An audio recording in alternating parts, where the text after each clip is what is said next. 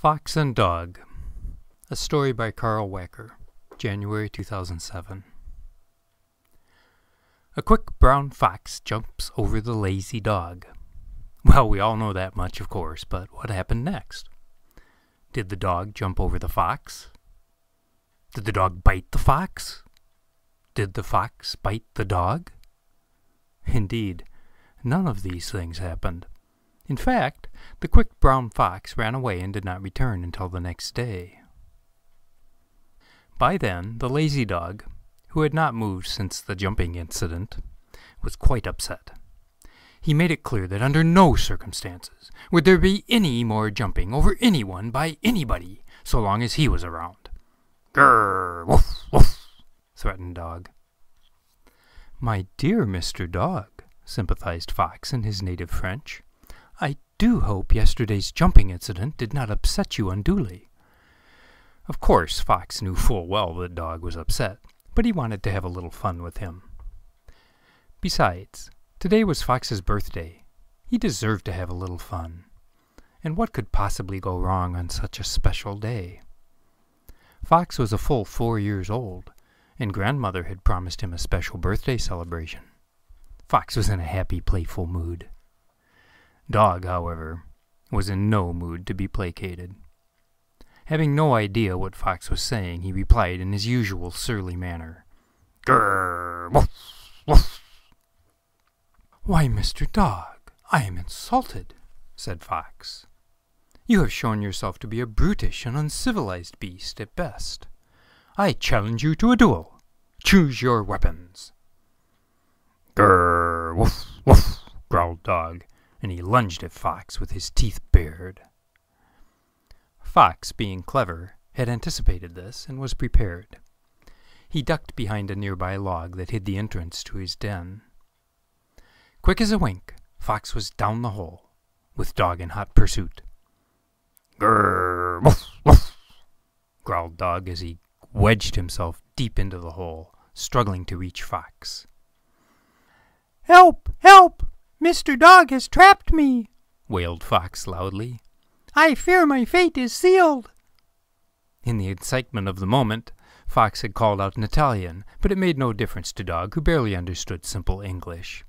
"Grrr, woof, woof," grumbled Dog as he realized he was now stuck in the entrance to Fox's den. "Ha!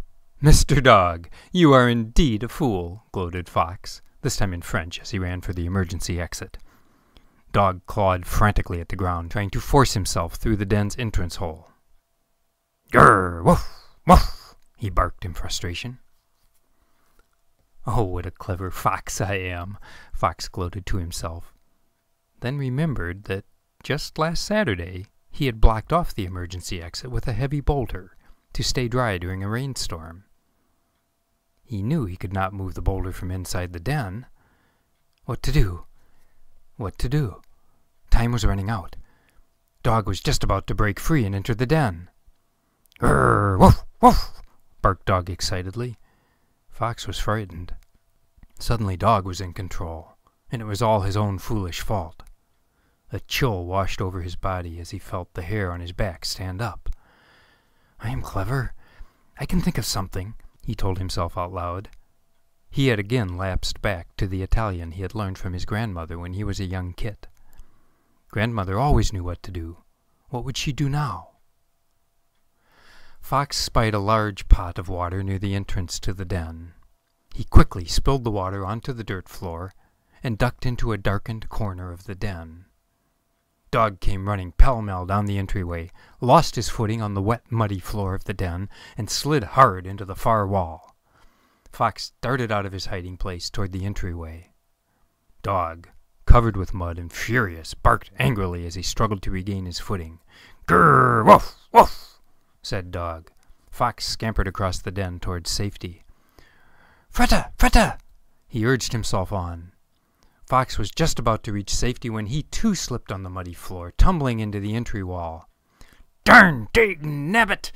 He cursed loudly in German. He always cursed in German. Dog, seeing his chance, bounded across the den, clamped his teeth over Fox's tail. "Arrgh! I am caught!" lamented Fox. "Grrr, woof, woof," Dog mumbled in triumph. It was the best he could do with his mouth full of fox fur. Oh, now you must agree that things do not look so good for Fox. Perhaps you are somewhat pleased with this turn of events. After all, Fox has been rather smug and condescending in his dealings with Dog. You may be hoping that Dog is about to teach Fox a well-deserved lesson. Let's not be too quick to jump to conclusions. Let's continue on to see what happens. Well, now that Dog had caught Fox, he was a bit unsure exactly what he should do. He growled menacingly and shook his head back and forth. "Grrr, Dog repeated, as Fox struggled to keep his footing. Fox knew he was no match for Dog in a fight. He would have to outwit Dog to escape from his predicament. "Mr. Dog! Mr. Dog! Woof! Woof!" cried out Fox in English, hoping he would be understood. Dog was startled to find that Fox could speak in a manner that he understood. He replied.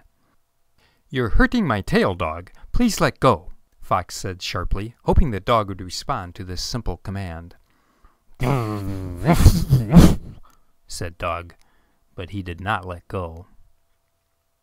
"Of course we're just playing, Dog, and this has been great fun, but I'm tired of this game now. Why don't we take a break and have a nice rabbit dinner? It would be wonderful to share a delicious, fresh, roasted rabbit dinner with you, Dog, one of my very dearest friends. Please let go so I can prepare the meal." Said Dog. He hadn't known he was one of Fox's very dearest friends. He wondered if Fox really did mean to prepare a nice rabbit dinner. He began to drool in anticipation, but held tightly to Fox's tail all the same. "Mr. Dog, I've some excellent meaty bones hidden just outside the den. It will truly be an honor to share them with you, who I have greatly admired all these years. Why don't you release me now so I can go get them? They will make a tasty appetizer for our delicious rabbit dinner." Dog's drooling increased, making Fox's tail wet. Fox could feel Dog losing his grip on his slippery tail. Mumbled Dog, not sounding very menacing at all now. That rabbit dinner sure did sound good. Maybe he should let go. Fox was just about to tell Dog about the leftover squirrel he had hidden under the log when a loud barking and howling came from just outside the den. Both Fox and Dog looked up the entryway to see a dozen or more fox faces looking back at them. The foxes broke into a loud chorus of happy birthday as they crowded down into the den. "Bon anniversaire à toi, bon anniversaire à toi, bon anniversaire, cher Renard, bon anniversaire à toi." It was Fox's grandmother and his friends. They'd come to celebrate his birthday. What good fortune! What excellent timing! "Nona!" cried Fox. "How wonderful to see you!" Dog was stunned. His mouth dropped open and released Fox's tail. An entire pack of rowdy foxes stood between him and the entryway, his only means of escape. "Grrr, woof, woof," he thought to himself, as he moved quietly to the back of the den, trying to look like another fox. Of course that didn't work, even for a moment. When the foxes saw Dog, their singing came to an abrupt halt. They stared in shocked disbelief at Dog. What was a dog doing in Fox's den? Dogs were enemies of foxes. Was Fox a double agent? No, that's crazy. Was Dog Fox's prisoner? Was he an intruder? What on earth was going on? They looked from Dog to Fox and back again. Fox had to make an explanation. "Oh, ha ha, my friends, of course you're wondering what this miserable cur is doing in my den," said Fox, trying to sound nonchalant. He kicked a spray of dirt at Dog, who was cowering in a corner, and spoke sharply in English. "Get back to work, you scoundrel. Clean that log over there, and be quick about it." Dog looked terrified. He cowered even deeper into the corner. There was no escape. Fox felt a strange sensation, almost as though he was feeling sorry for Dog. For a moment he hesitated, then shook it off and kicked more dirt at Dog. In his meanest voice, Fox demanded, "Well, what are you waiting for? Get to work. Now!" Dog slunk over to the log and began brushing it with his tail. The other foxes laughed and began to relax. Fox continued his explanation. "I caught this wretched beast trying to steal the bones I'd buried in the clearing outside. Of course, I could have just chased him away, but I decided instead to force him to clean my den in preparation for my birthday party." Dog looked miserable. He didn't know what Fox was saying, but didn't think they'd be sharing that nice rabbit dinner now, even though he had let Fox go. "Grrr, woof, woof," he thought, unhappily, wishing he was home. Again Fox felt that strange sensation wash over him, this time stronger than before. He thought maybe he was getting the flu, but realized that, incredible though it seemed, he was actually feeling sympathy for Dog. This had gone quite far enough, he thought, muttering a curse under his breath. "Yeegshtucky! Time to end it." Fox spoke to Dog, who continued to obediently sweep the log with his tail. "Mr. Dog, have you learned your lesson?" "Grrr, woof, woof," replied Dog. "Very well then. I shall escort you outside and set you free. See that you never show your face around here again." Fox motioned with his head for Dog to follow him up the entryway. The strange feeling remained, but Fox was determined to ignore it. "Follow me, Dog," commanded Fox. Dog trotted behind Fox up the entryway hole. He was tempted to latch onto Fox's tail once more, but sensed that would be a mistake. "Grrr, woof, woof," he growled quietly in frustration. Fox intended to just let Dog go and return to his party, but several of his fox friends followed him outside, laughing and jeering at Dog. They were in a jolly mood, and now thought it great fun that Fox had triumphed so completely over Dog. As soon as they reached daylight, a half-dozen foxes surrounded Dog. Dog wanted to make his getaway, but knew that the foxes were faster than him, and that he would be no match for a whole pack of foxes. Fox's friends weren't shy about saying what they thought should be done with Dog. "Let's cover him with mud and throw him in the briars," suggested a scrawny, Arabic-looking fox with a large white patch on his tail. "Let's push him off the cliff," urged another, who was so disheveled he looked like he'd fallen off a cliff himself. Dog didn't know what to do. He looked nervously from fox to fox and paced in a circle while the foxes all around him became bolder and more aggressive. A couple of young foxes, barely a year old, joined the group and began to dart towards Dog, nipping at his feet. Dog put his tail between his legs and snapped weakly at them when they got close. "Grrr, woof, woof," he threatened. But they were too quick to be caught, and there wasn't much else Dog could do with all the adult foxes surrounding him. "Let's chase him around the woods till he drops," cried a sinewy fox who looked as though he could run forever. "No, let's just get him now," cried another as the circle of foxes closed in around Dog. The crowd was turning ugly. Fox felt that strange feeling growing stronger, and found himself hoping that Dog would find some way to escape. Grandmother would know what to do, he thought. Maybe he should go and get Grandmother. "Yes, I'll do that," he muttered to himself in Italian. But just as he turned to go in the den, Grandmother emerged from the entryway, and simply by clearing her throat, silenced all the other foxes. "My dear fox friends," she began, speaking in her refined Italian accent. Her voice was soft, yet commanding. When Grandmother spoke, foxes listened. "This has been great fun, tormenting Dog. And I am sure Father Fox, who created us all, is smiling now. pleased with your enthusiastic defense of foxdom against the infidel." At the mention of Father Fox, the entire pack, in unison, bent their forelegs and touched their chins to the ground. She had the full attention of all the foxes now. Those in the den had come out to see what was up, and Dog was now surrounded by a full 24 foxes. Grandmother continued, "However, let us not forget why we are all here. This is our dear friend Fox's birthday, and the meal must be prepared."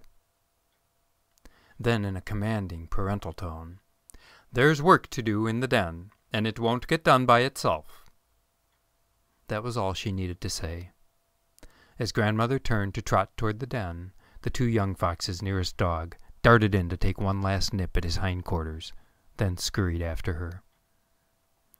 A scruffy little gray fox trotted right up to Dog, followed closely by 2 huge foxes almost as big as Dog. With the 2 big foxes behind him glaring at Dog, he strained to lift his head high enough to look into Dog's eyes, then snarled with a heavy Russian accent, "You won't be so lucky next time, Dog." Dog didn't understand any of this, but it sure didn't sound friendly. For a moment he thought he might clamp down on the little fox's tail, but the 2 big foxes were still scowling at him, and he decided maybe that wouldn't be such a good idea. As they turned to follow Grandmother, the scrawny little fox tossed his head at the biggest fox, who kicked a billowing cloud of dust in Dog's face. Dog was confused. He had no idea what was happening. As all the foxes obediently trotted toward the den, he muttered softly to himself, "Grrr, woof, woof." "They're giving up," thought Dog. "I've won." Dog puffed up his chest, feeling a bit braver now. He barked a little louder at the retreating foxes. "Grrr, woof, woof." This outburst from Dog caught Grandmother's attention. She spoke sharply in English. "Dog, stay." Dog was startled. He wanted to run. This was his chance to escape. But somehow Grandmother's commanding tone left him unable to move. He stood frozen in place as the foxes filed past Grandmother and disappeared down into the den.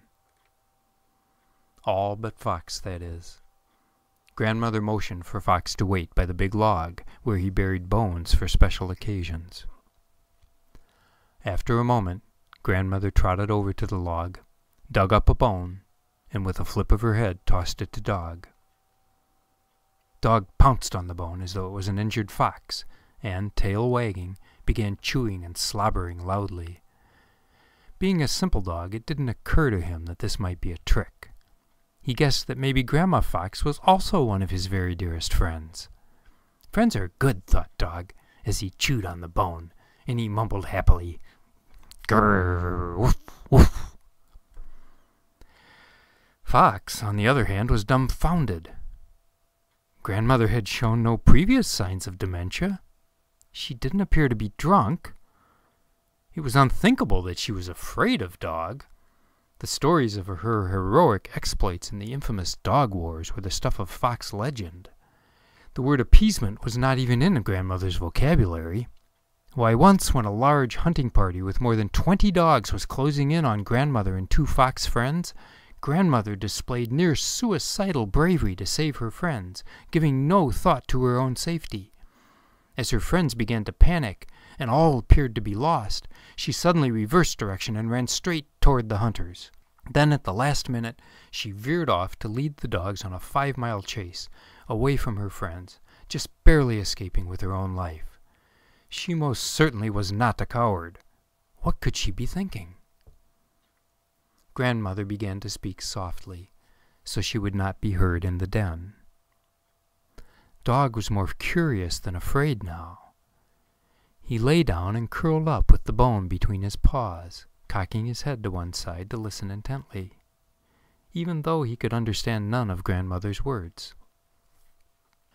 "Pocofolta," began Grandmother, using Fox's pet name from when he was little. Pocofolto means little bushy.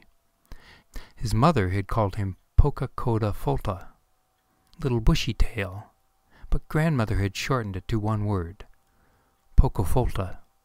She continued, "Not so long ago, you were a young kit, just learning to play jump over the dog and fox and hound.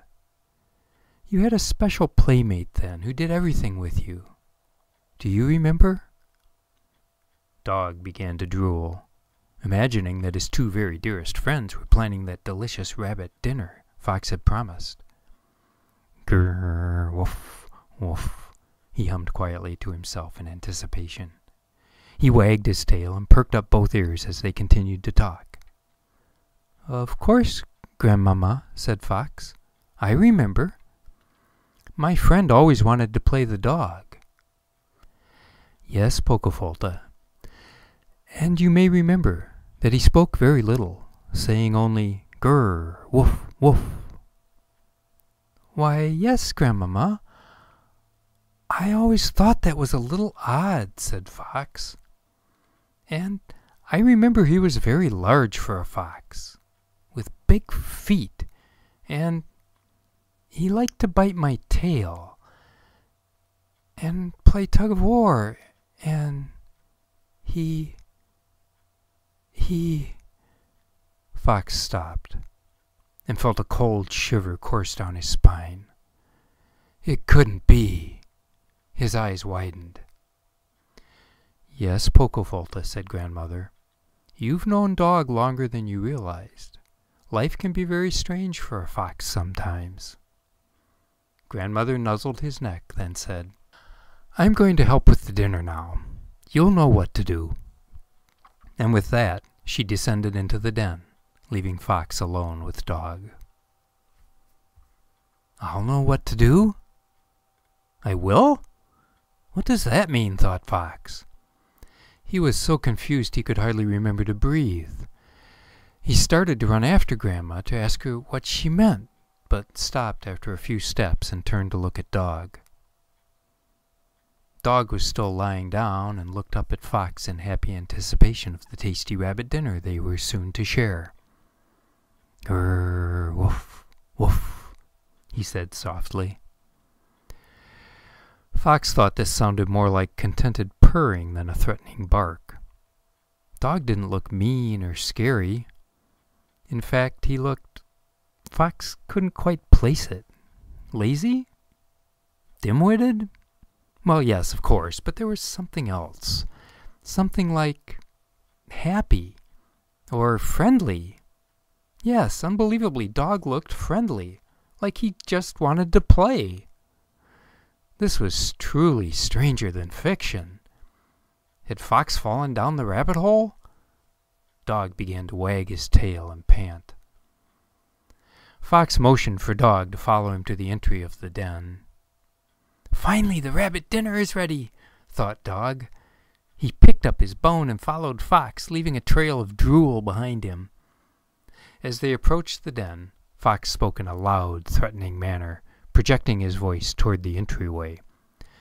"Now get off my property, you stinking, filthy canine, and never return!" Dog was startled. He didn't understand what Fox had said, but it didn't sound very friendly. Fox was so confusing. Dog began to slink away with his tail between his legs and the bone clenched tightly between his teeth. "Mr. Dog," Fox whispered after him, "I didn't really mean that part about never returning. Perhaps you could come back to play with me after the foxes leave. I do find you quite a fascinating conversationalist." Dog trotted away, feeling quite contented and thinking happily to himself. Grrr, woof, woof. He was looking forward to playing Jump Over the Dog, and hoped Fox hadn't forgotten about that tasty rabbit dinner. Fox also felt a warm, happy feeling as he scampered back to his birthday party in the den. Friends are good, he thought to himself. And that is how Fox and Dog began, once again, to be friends.